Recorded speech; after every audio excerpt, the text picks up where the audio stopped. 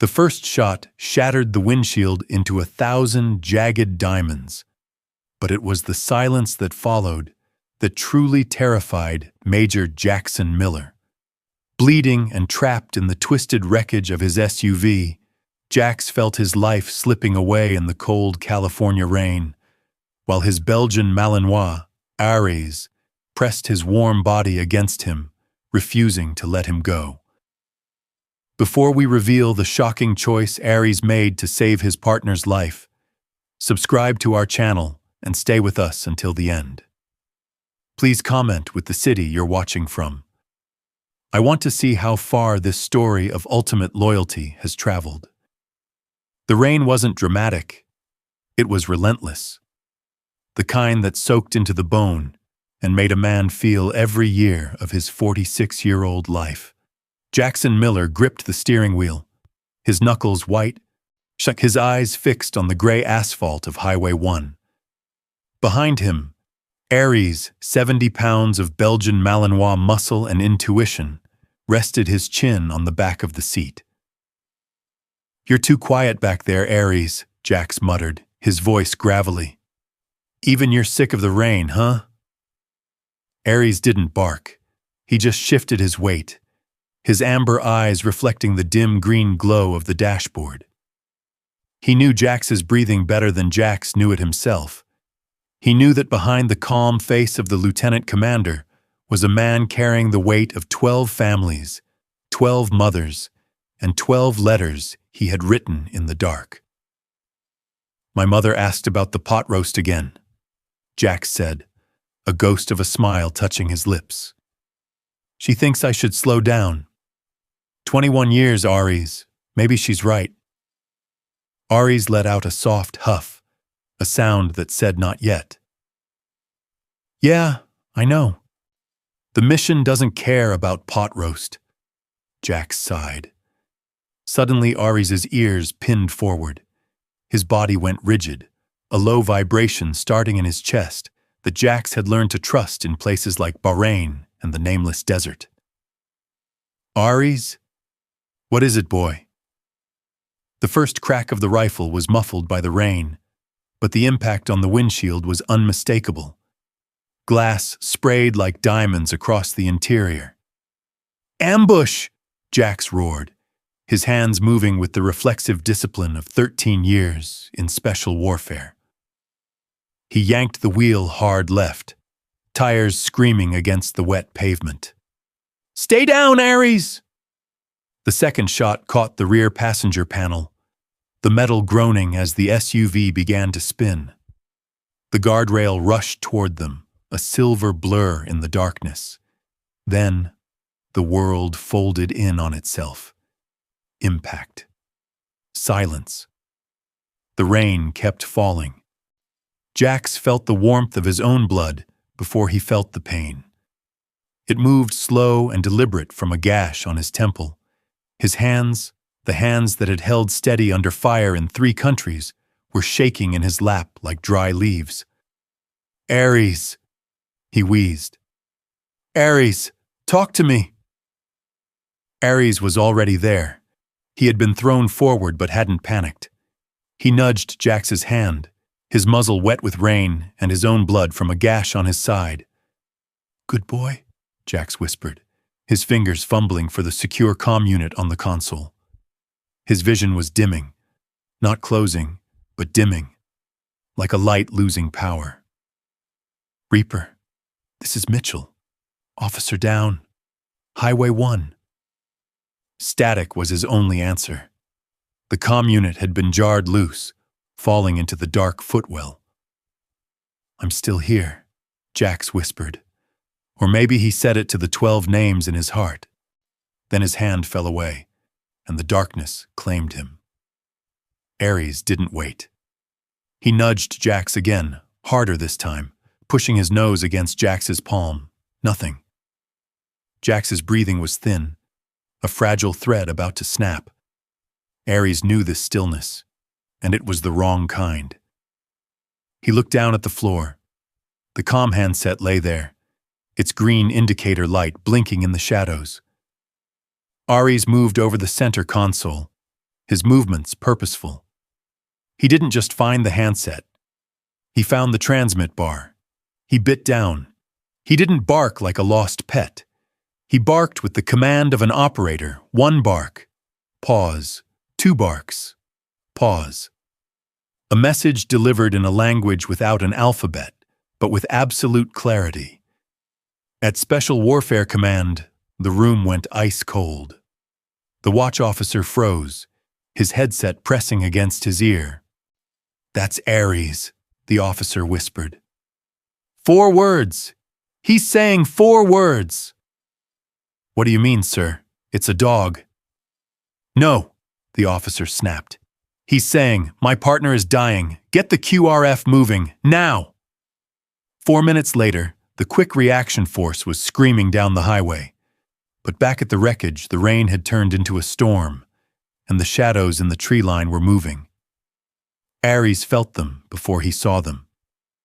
2 men moving low through the brush, thinking they were approaching a dead man and a broken vehicle. Ares stepped through the shattered door, standing over Jax's unconscious body. He wasn't growling yet. He was standing post. 70 pounds of bleeding muscle, his back straight, his eyes forward. "Look at that," one of the shadows hissed, raising a rifle. "The dog's still alive." "Shoot it and let's get the intel. We don't have time." Ares didn't flinch. He didn't move an inch from Jax's side. Even with blood mixing with the rainwater on the pavement, he stayed. He stayed because Jax was still breathing. The man aimed. A flash of lightning illuminated the highway, and for a second, Ares looked less like a dog and more like a vengeful spirit. "Wait," the second man whispered, his voice trembling. "Look at his eyes. He isn't afraid." "It's just a dog. Shoot it." But before the trigger could be pulled, the roar of heavy engines drowned out the storm. The QRF arrived not with a whisper, but with the dramatic spectacle the sky had been waiting for. The first operator out of the vehicle stopped dead in his tracks. He didn't see a crime scene. He saw a sentry. "Ronan, stand down, boy," the operator said, his voice low and steady. Ares watched him come. He didn't move until he felt it. The smallest flicker of Jax's index finger against the wet pavement. A signal of life. Only then did Ares step aside. He looked at the operator, his amber eyes speaking a final truth. "She is still fighting. Now do your job." The trauma team swarmed Jax, and the QRF secured the perimeter. Ares watched them load Jax into the medevac. Only when the rotors began to hum did he allow an operator to pick him up. He didn't resist. He had held the line. He had finished his watch. As the helicopter lifted off, the operator holding Ares whispered into his ear, "You did it, buddy. You saved him." Ares closed his eyes, his head resting on the operator's shoulder, finally allowing himself to be irreplaceably damaged and irreplaceably loved. The roar of the medevac rotors faded into a rhythmic, mechanical pulse that felt like the only thing keeping Jackson Miller's heart beating. Inside the vibrating cabin, the lead medic, a man who had patched up SEALs in every climate imaginable, cursed under his breath as he struggled to stabilize the pressure in Jax's chest. Ares lay on the floorboards, his heavy head resting on the medic's boot, his amber eyes never leaving Jax's pale face. "He's fading, Captain!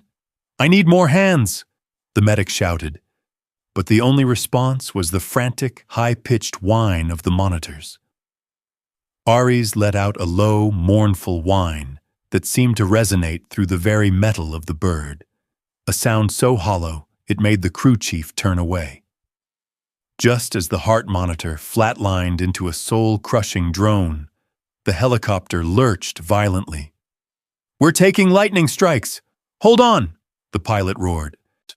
The cabin plunged into darkness for a heartbeat, and in that void, Ares lunged forward, pressing his cold nose against Jax's limp hand.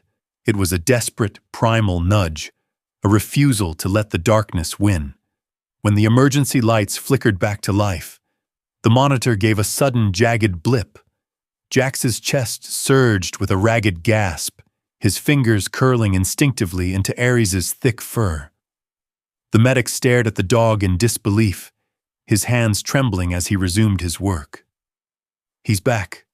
God help me. The dog brought him back." The hospital was a blur of sterile white and hushed whispers that felt more aggressive than the storm outside. Jax woke to the sharp, metallic tang of antiseptic and a weight on his left side that felt like an anchor. He tried to speak, but his throat was a desert of dry heat. "Ares?" he croaked, the name more a prayer than a question. A wet, rough tongue swiped across his knuckles. He turned his head slowly, wincing at the flare of pain behind his eyes, and found Ares lying on a padded mat right next to his bed. The dog was a mess of bandages and IV lines, but his eyes were wide open, fixed on Jax with an intensity that demanded life. "You should be in the vet ward, you stubborn beast," Jax whispered, his voice breaking with a gratitude that had no place to go. Ares's tail gave a single, muffled thump against the floor. The door swung open, and David Harris, the watch officer from the night of the ambush, stepped in, his face set in grim lines. "The investigation found the rifle casings, Jax. It wasn't a random hit. They were looking for the encrypted drive you were carrying back to base." Jax's jaw tightened. The discipline of 21 years snapping back into place despite the fog of morphine. "Did they get it?" Harris shook his head, looking down at Ares. "No. They couldn't get within 10 feet of the wreck. The dog held the line until the QRF arrived." The profound twist came when the lead investigator, a woman with eyes like cold flint, entered and dropped a heavy file on the overbed table. "We tracked the ballistics, Commander. The shots didn't come from a foreign cell. They came from a stolen service rifle assigned to the very base you were driving to." The room went ice cold. Jax looked at Ares, then back at the investigator. The ambush wasn't a mission gone wrong. It was a betrayal from within the ranks he had served for over 2 decades. "I lead those men," Jax hissed. The 12 names he carried in his heart, suddenly feeling like a heavy, accusatory shroud. "One of them tried to kill me? In front of my mother's house?" Ares stood up then, despite the IV line pulling at his leg, and let out a low, vibrating growl that made the investigator step back. He didn't growl at the door. He growled at the file on the table. Jax reached out, his fingers fumbling with the clasp of the folder. Inside was a grainy surveillance photo from the gate, a shadow in a uniform he recognized. The dramatic tension surged as Jax realized the person who had pulled the trigger was someone he had trained, someone he had trusted with his life in buildings that had no right to be entered. "You stayed," Jax whispered to Ares, shocked in ignoring the officers in the room as a tear finally escaped and vanished into the graying hair at his temples. "You knew before I did, didn't you?" Ares rested his heavy head on Jax's knee, a gesture that said not yet to the retirement they had both been promised. The gratitude was a physical weight, a debt that Jax knew he could never repay, not with medals or rank. He looked at Harris, his voice dropping into the low, dangerous register of a man who had nothing left to lose but his honor. "Get me out of this bed. If the threat is inside the wire, I'm not waiting for them to come back for a second shot." The weeks of recovery were a slow, agonizing crawl, measured in small victories like standing without crutches and the way Aries began to walk without a limp. But the silence of the base felt different now. It was no longer the silence of discipline, but the silence of a predator waiting in the tall grass. Every time a young SEAL candidate walked past, Jax saw a potential assassin instead of a protégé. Aries felt the shift in Jax's heart, pressing his solid warmth against Jax's leg every time his breathing pattern faltered. He was protecting Jax from the ghosts inside the wire now, the ones that rank insignia couldn't measure. One rainy afternoon, just like the night of the crash, Jax found himself back in the operations room, the same room that had heard Aries's desperate, commanding barks across the encrypted frequency. The operators went still as Jax walked in, Aries at his heel like a shadow made of muscle and scars. "Commander, you shouldn't be here," the watch officer started, but Jax ignored him, his eyes fixed on the duty log.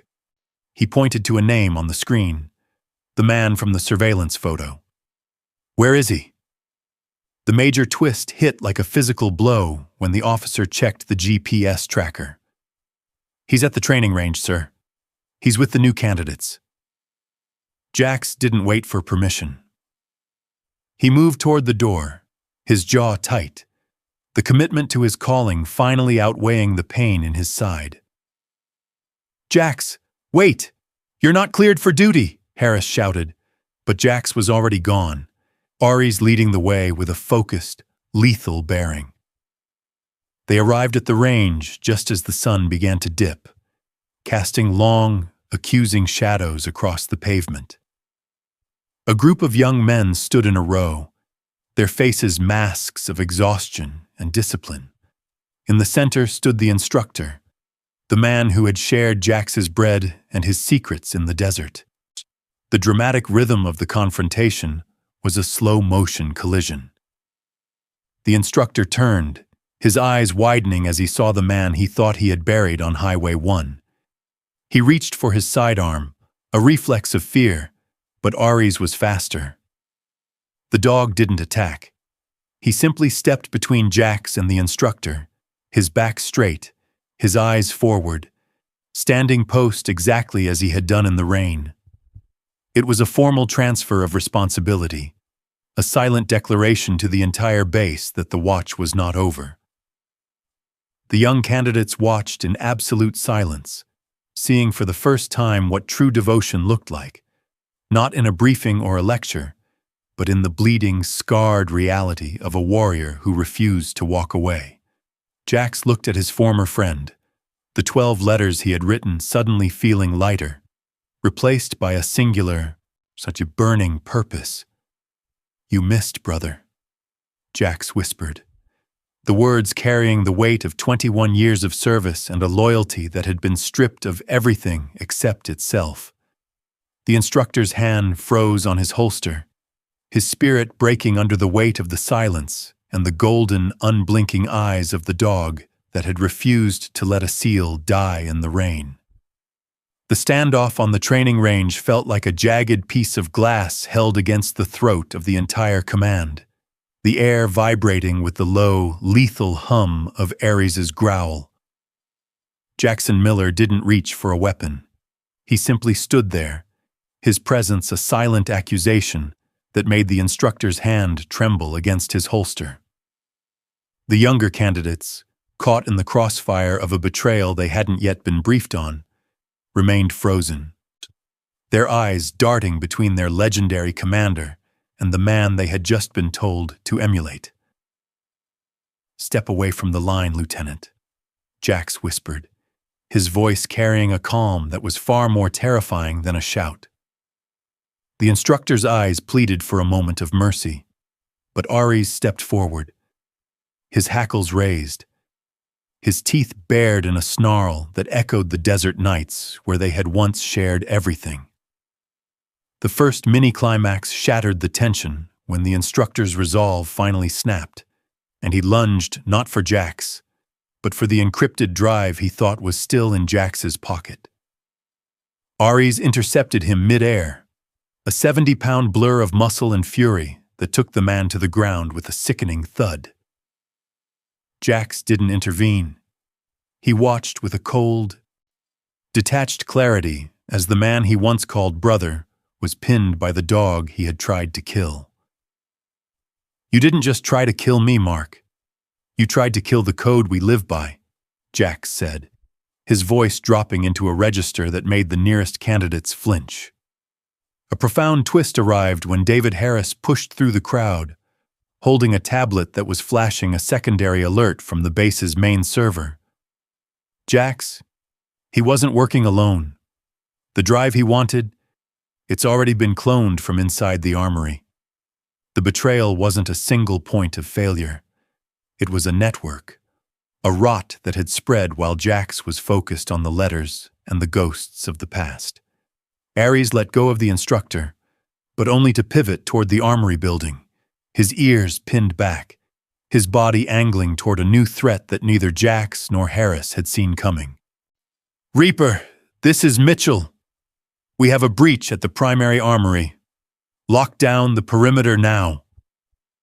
Jax barked into his shoulder mic, the habit of command overriding the physical pain that still pulsed in his side. The dramatic rhythm shifted instantly from a confrontation to a hunt. Ares didn't wait for a command. He bolted toward the armory, his gait slightly uneven but his focus absolute. Jax followed, his breath coming in sharp, shallow gasps as the internal injuries from the crash reminded him he was far from 100%. The pace accelerated as they reached the heavy steel doors of the armory, only to find them overridden and sealed from the inside. "He's in there. And he's not just taking data," Harris hissed, checking the thermal signature on his screen. The major twist hit like a physical blow. The signature wasn't just one person. It was three. And they were rigging the ordnance storage for a controlled demolition. The goal wasn't just to steal the drive. It was to erase the evidence, the command, and everyone currently standing on the range. Ares began to scratch at the air vent, his muzzle graying with dust, but his amber eyes burning with a primal understanding of the danger.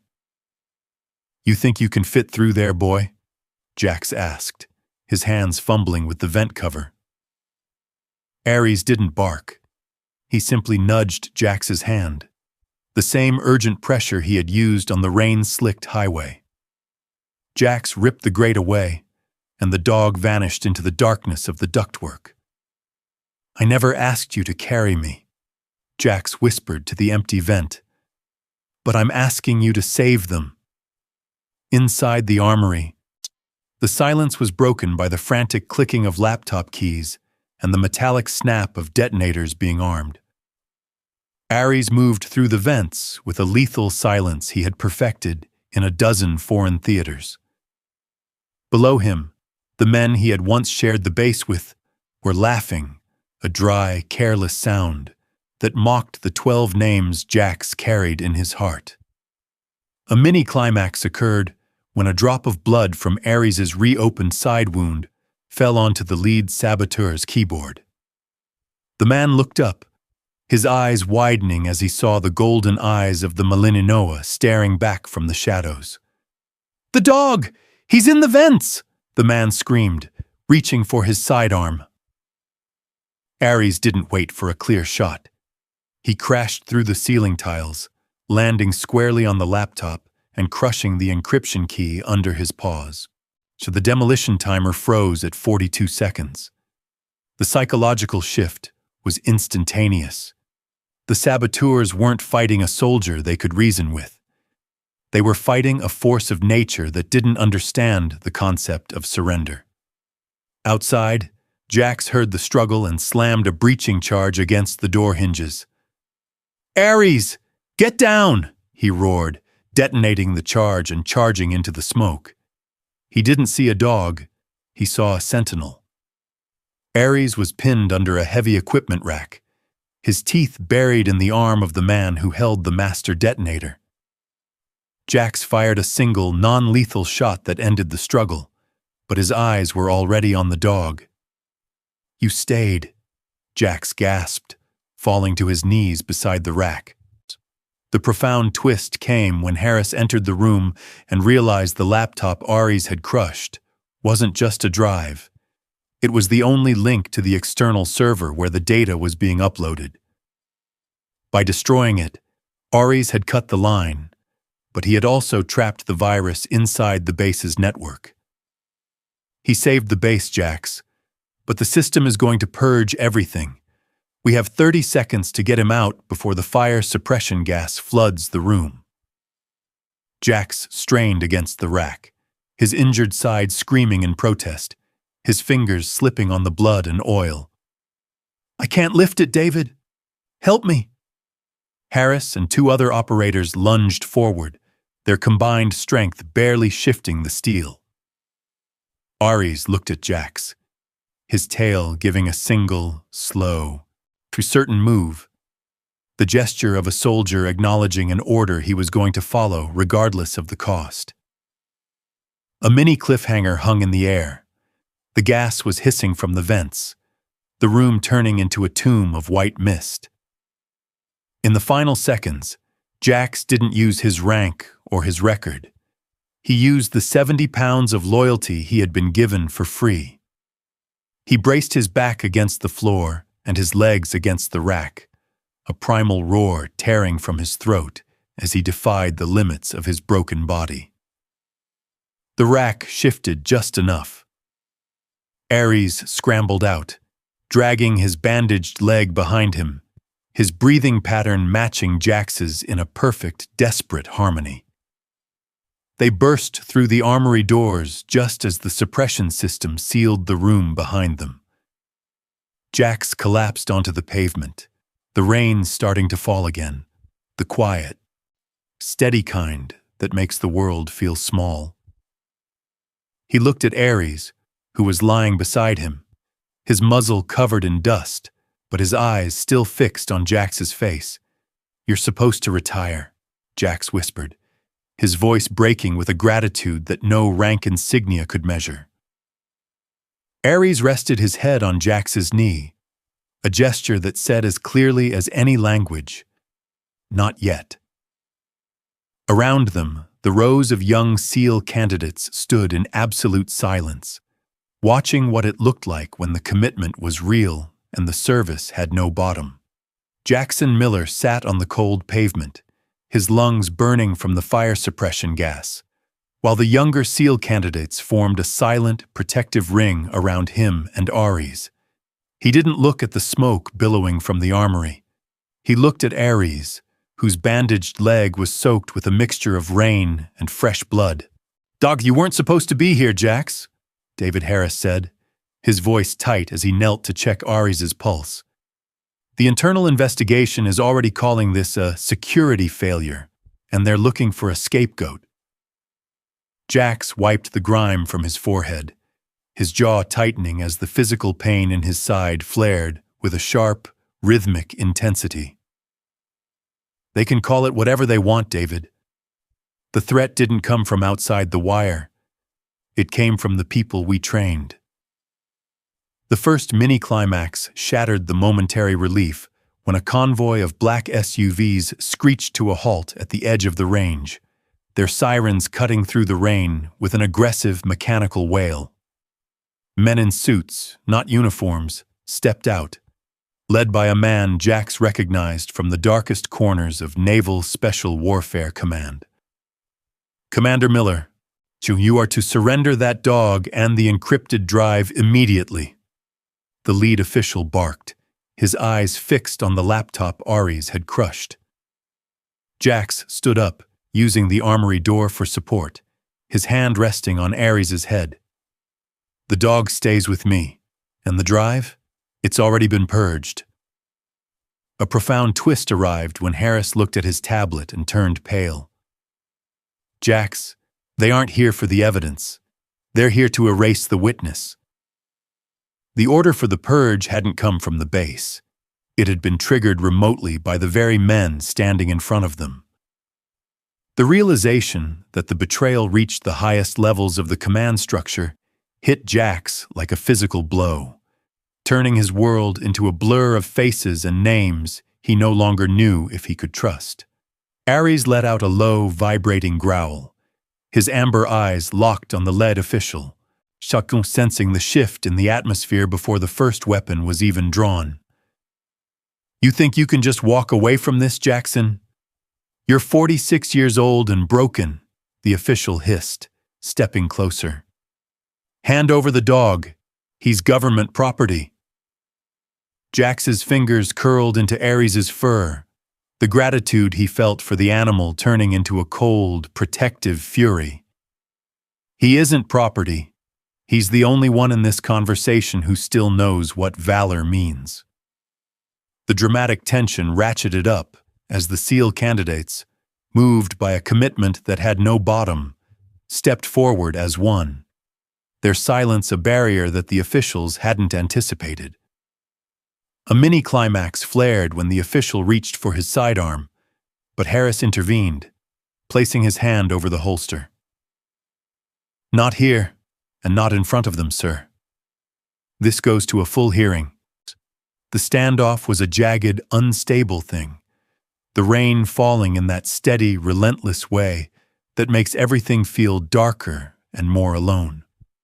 Jax didn't wait for the argument to resolve. He signaled to Ares, and they began to walk through the row of candidates. Every step cost him something physical, a deep, settled pain that told him he was spending the last coins of his strength. As they entered the medical wing, the silence was replaced by the distant sound of a monitor keeping patient time.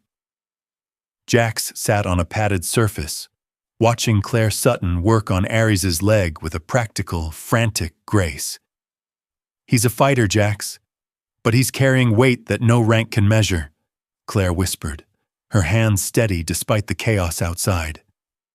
Jax looked at Ares, whose eyes were on him with that complete and total attention that asked for nothing and gave everything.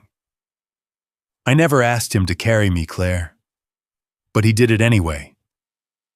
A major twist hit when Harris burst back into the room, his face etched with a fatigue that years of service hadn't prepared him for. "The letters, Jax. The 12 names you carry. They found them in your locker. They're using them to claim you're mentally unfit, that the ambush was a hallucination caused by PTSD. The psychological blow was more devastating than the rifle shot on the highway. They weren't just trying to kill his body, they were trying to erase his legacy and the honor of the men he had lost. "They want to make me a ghost before I'm even dead," Jax whispered, his voice breaking on the words. He looked at the 12 names in his heart, the families who had read his words in the days after their world collapsed. The commitment to those families was the only thing that kept him from walking away from the post he had chosen. Ares nudged Jax's hand, his muzzle graying with dust, a silent reminder that the watch was not over. The dramatic rhythm of the night accelerated as the internal investigation team began to seize the base's communication logs. Jax knew he only had minutes before his access was completely cut off. He reached for his secure comm unit, the one Ares had used to save his life in the rain. "Reaper, this is Mitchell. If you're still listening, I'm not leaving. Not tonight. Not while the truth is still fighting." Static answered him, a cold, empty sound that seemed to mock his effort. But then, a mini-climax occurred that changed the balance of the entire fight. A voice crackled through the static, not the watch officer, but a younger voice from the ops room. "We hear you, Commander, and we saw what the dog did. The log is already mirrored to an external server. They can't delete it." The profound realization that he wasn't alone, that the service was a calling that had no bottom, made Jax's chest ache with a particular kind of gratitude. Ares stood up, his bearing unchanged despite the bandages and the IV line. He walked to the door of the medical wing, his back straight, his eyes forward, standing post as if the entire world were still outside the wire. Jax followed him, his jaw tight, the discipline of 21 years holding him upright. They walked out into the hallway, where the rows of SEAL candidates were still waiting, Chitra standing in a silence that was more powerful than any order. The dramatic tension reached its peak when Jax reached the end of the row and stopped. He lowered himself carefully until he was kneeling on the pavement beside Ares, ignoring the protest of his body. He looked at the young men, seeing in their eyes the understanding of what the word valor actually meant. "You were supposed to retire," he said softly to Ares, the gratitude having nowhere to go because no gesture was large enough to hold it. Ares rested his head against Jax's knee, a gesture that said as clearly as language, "Not yet." As the morning sun began to thin the gray Appalachian sky, Jackson Miller understood that the bravest thing a warrior can do is not always the charge forward. Sometimes the bravest thing is simply to stand still and stay. He was not leaving, and neither was the 70 pounds of Belgian Malinois who had decided that his life was worth more than comfort or safety. The night was over, the rain had stopped, and the truth was no longer a secret kept in the darkness. Jackson Miller had spent 21 years leading men into the dark, only to find that the morning light that finally broke over the California coast was thin and pale, but it carried a clarity that the darkness could no longer suppress. Jackson Miller remained kneeling beside Ares on the cold, damp pavement, his fingers entwined in the dog's thick, salt-crusted fur as the sirens of the internal investigation team faded into the distance. The silence that followed was not the heavy, oppressive kind that had haunted his deployments, but a sacred, resonant stillness shared by the hundreds of SEAL candidates still standing in formation. David Harris approached slowly, his boots crunching softly on the grit, holding a single encrypted handset that was no longer transmitting static. "The mirror server is live, Jax," Harris whispered, his voice trembling with a relief that years of naval special warfare hadn't allowed him to feel. "The Department of Justice just flagged the coordinates from the highway. They know about the stolen service rifle. They know it wasn't a hallucination." A mini-climax flared when the lead official who had tried to seize Ares stepped back toward his vehicle, his face a mask of calculated indifference that was beginning to crack. He didn't look at Jax. He looked at the wall of young men who refused to move, their collective presence an inarguable truth. "This isn't over, Miller," the official hissed, though his hand had drifted far from his holster. Jax stood up, the deep, settled pain in his side a grounding reminder of the night he had survived. "You're right," Jax replied, his voice dropping into the steady, lethal register that had led teams into buildings no living person should enter. "It's just beginning, because every one of these men saw you try to erase a partner who was still breathing." The profound twist arrived when the younger operator from the operations room ran toward them, clutching a printout of the mirrored logs. "Commander, it's not just the ambush. The encrypted drive Ares crushed, it wasn't just cloning data, it was a dead man's switch." He handed the paper to Jax, his eyes wide with the realization of what they had nearly lost. The data wasn't being stolen. It was being encrypted with a code that only your mother's address could unlock. They didn't just want the drive, Jax. They wanted you to lead them to the secondary server hidden in your childhood home. The realization that his mother had been the ultimate target all along made Jax's chest ache with a physical, suffocating fury. "Ares knew," Jax whispered, looking down at the 70-pound Belgian Malinois who had slept at the foot of his bunk and learned his breathing patterns. "That's why he didn't just bark for help. He barked to warn the command. Aries gave a single, slow thump of his tail, his amber eyes reflecting the growing sunlight with a complete and total attention that asked for nothing and gave everything. The psychological rhythm of the night shifted from survival to a cold, surgical retribution. Jax looked at Harris, the discipline of 21 years of service snapping into a final sharp focus. David, get a federal bird to my mother's house. Now, if there's a secondary team there, they are to be engaged with full prejudice. The pace of the morning accelerated as the quick reaction force transitioned from a rescue mission to a protective detail. Every minute felt like an hour as Jax waited for the confirmation from his mother's porch. A mini-climax occurred when the radio crackled to life, the voice of a federal agent coming through with a clipped, professional clarity. Target house secure. We intercepted a cleanup crew 2 blocks away. Your mother is safe, Commander. She's asking if the pot roast is still in the car. Jax closed his eyes, his jaw tightening as he finally allowed the weight of the 12 letters he carried to settle into something resembling peace. The dramatic tension reached its absolute peak when Jax turned back to the rows of candidates, the young men who had stood in silence while the rain was cold and the night was dark. He didn't see an audience.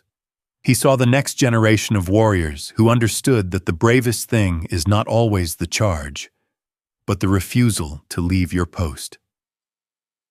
You were told that service is about the mission, Jax said, his voice carrying across the base without the need for a microphone. But look at this dog. He had no order. He had no regulation. He had 70 pounds of loyalty and a partner who was still fighting. He reached down to, unpinning the rank insignia from his own collar and pressing it into the Velcro of Aries' tactical vest. A major twist hit the crowd when Jax announced his immediate intentions. The investigation will take months, and the lawyers will try to turn our commitment into a distraction. But as of this moment, Lieutenant Commander Mitchell is officially requesting a transfer to the K-9 Instructor Corps. The silence was broken not by a command, but by the spontaneous, thunderous sound of hundreds of palms striking chests, the traditional SEAL salute to a brother who had returned from the dead.